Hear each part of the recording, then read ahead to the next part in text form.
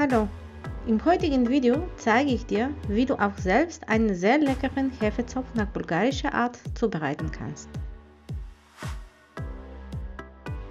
Die benötigten Zutaten sind 3 Kilogramm Weizenmehl, 15 Eier, 30 Gramm Salz, 500 bis 600 Milliliter frische Milch, 250 Milliliter Öl, 1 Kilogramm Zucker, 250 Gramm Butter, geriebene Zitronenschale, geriebene Orangenschale, 200 Gramm Walnusskerne, 400 Gramm Lokum, 300 Gramm Rosinen, 160 Gramm frische Backhefe,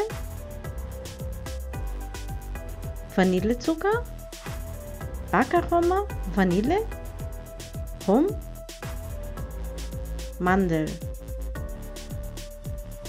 Als erstes sollte der Raum sowie alle notwendigen Produkte für den Hefezopf auf eine Raumtemperatur von ca. 30 bis 35 Grad erwärmt werden.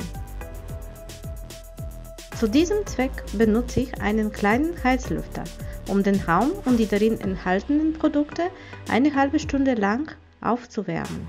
Dann fahre ich mit dem ersten Schritt fort, nämlich die Hefeteigzubereitung.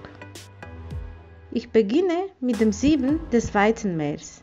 Obwohl jeder dutzende Male Mehl gesiebt haben muss, weiß nicht jeder, warum das Mehl gesiebt werden sollte. Sieben ist wichtig, damit der hausgemachte Hefezopf beim Backen richtig aufgeht. Beim Sieben wird zusätzliche Luft in das Mehl eingeleitet. Das macht den Teig viel flauschiger. Es ist besonders wichtig, Weizenmehl zu sieben, da es die Eigenschaft hat, leicht zusammenzukleben. Das Mehl wird nicht einmal, nicht zweimal, sondern mindestens dreimal gesiebt, bis alle Knödelchen zerbrochen sind und genügend Luft eintritt.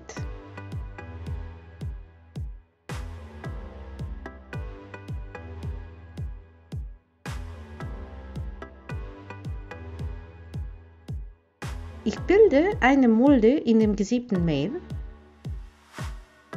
und bestreue diese mit etwas Zucker. Ich brösele die Hefe in der Mitte auf .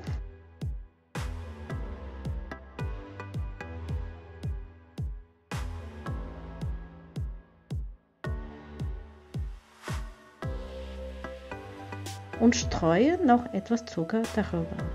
Zucker beschleunigt den Gärungsprozess des Teiges. Ich gieße jetzt etwas von der leicht erwärmten, vorgekochten frischen Milch ein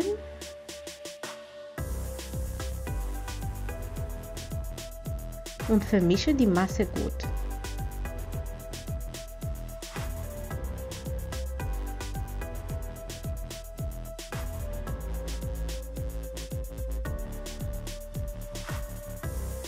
Bestreue diese mit etwas Zucker und versiegle diese mit etwas Mehl.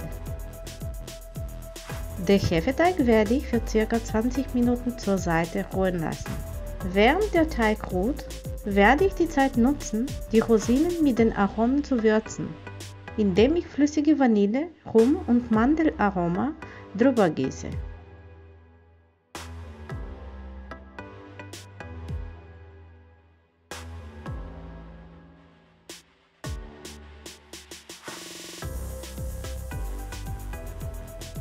Die eingeweichten Rosinen lasse ich vorerst beiseite.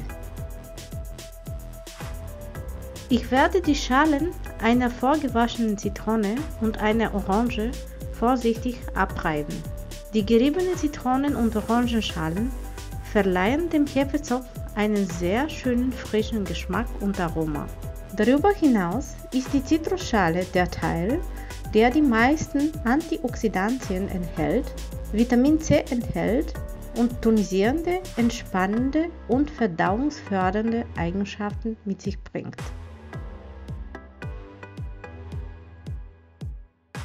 Zum Teig füge ich die 30 Gramm Salz, die geriebenen Zitronen- und Orangenschalen sowie eine Packung Vanille hinzu.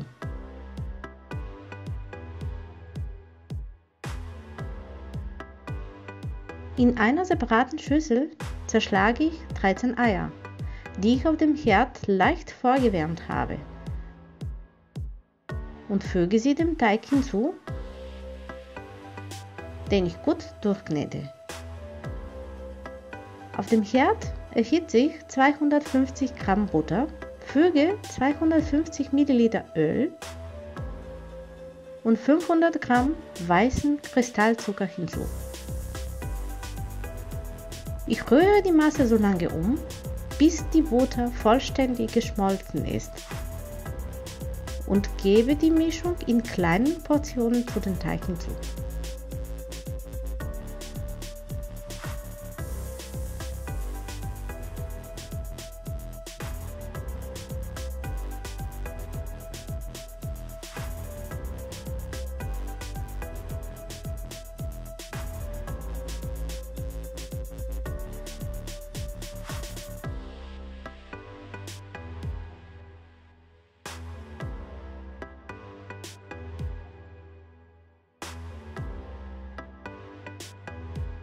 Wenn ich spüre, dass der Teig beim Kneten fest wird, füge ich etwas lauwarme frische Milch hinzu, um den gekneteten Teig etwas aufzulockern.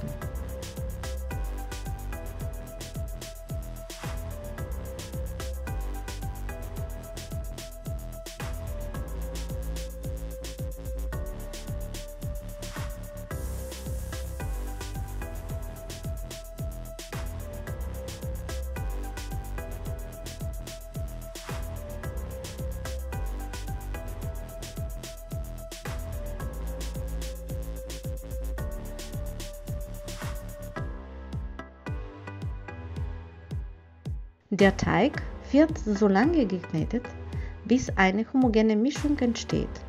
Je länger der Teig geknetet wird, desto geschmeidiger und fluffiger wird er.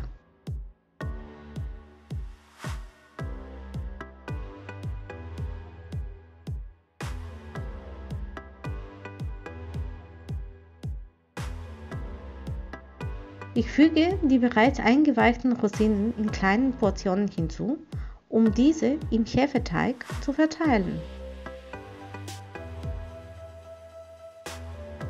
Der fertig geknetete Hefeteig bestreiche ich mit etwas Fett, damit er nicht austrocknet, und bedecke ihn mit Frischhaltefolie.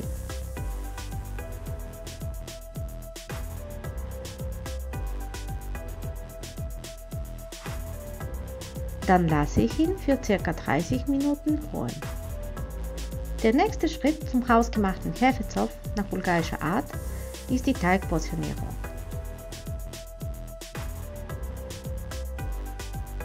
Ich stelle mir eine Schüssel mit etwas Fett bereit, um meine Hände damit zu bestreichen. Das mache ich, damit der Teig nicht daran kleben bleibt.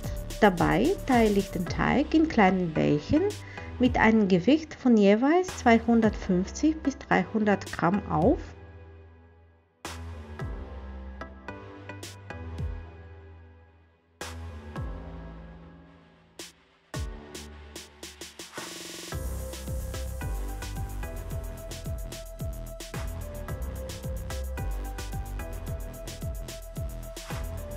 Und fette diese mit etwas Fett ein, damit sie nicht austrocknen.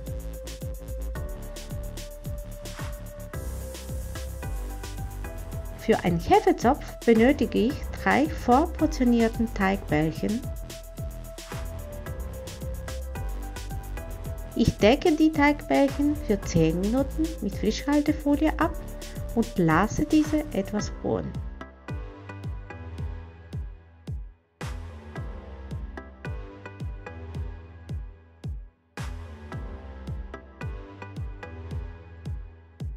Ich werde die Zeit nutzen, bis der Teig ruht, um das Logum in kleine Stücke zu schneiden. Das Logum werde ich später beim Formen der Stränge verteilen.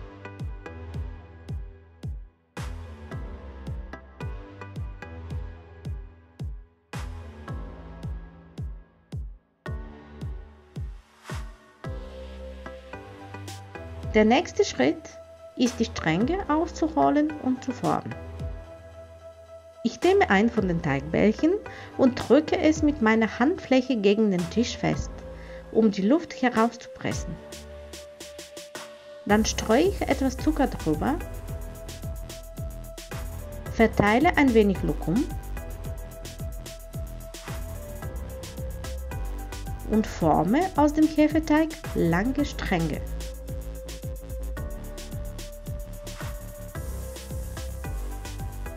Beim Formen der Stränge achte ich darauf, dass die Lokumstückchen nicht herauskommen.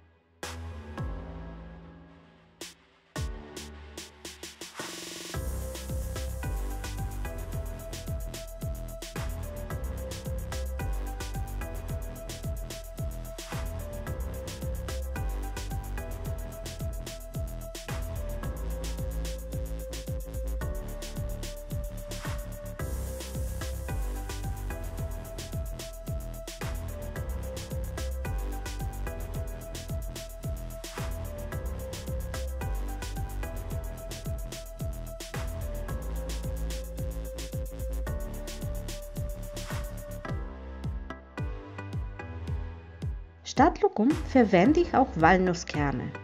Auf diese Weise ist für jeden Geschmack etwas dabei.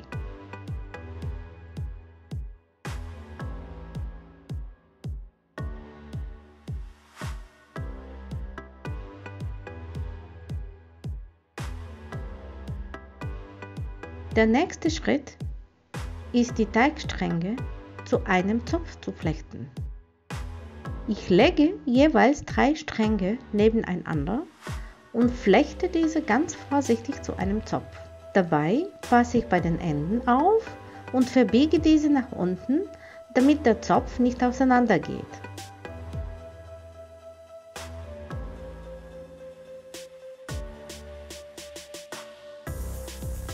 Dann lege ich den Zopf auf ein Stück Backpapier. Der Teig reicht für 6 Hefezöpfe mit einem Gewicht von jeweils etwa 800 Gramm.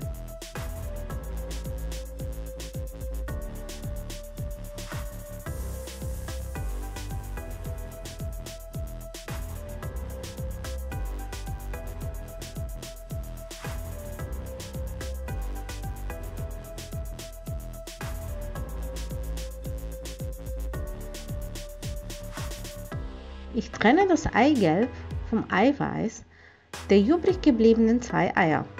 Das Eigelb werde ich verwenden, um den Hefezopf zu bestreichen. Auf diese Weise erhält der hausgemachte Hefezopf die für ihn typische goldene Bräune. Das Eigelb verquirle ich ganz leicht mit einem Kochpinsel und bestreiche damit den Hefezopfteig.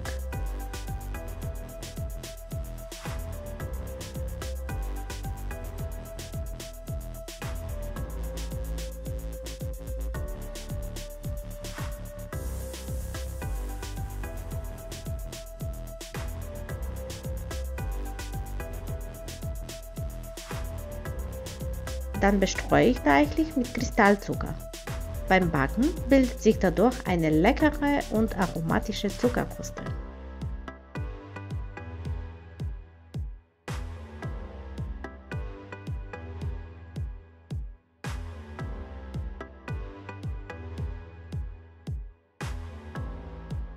Als letztes verteile ich etwas Walnusskerne auf dem Hefezopf.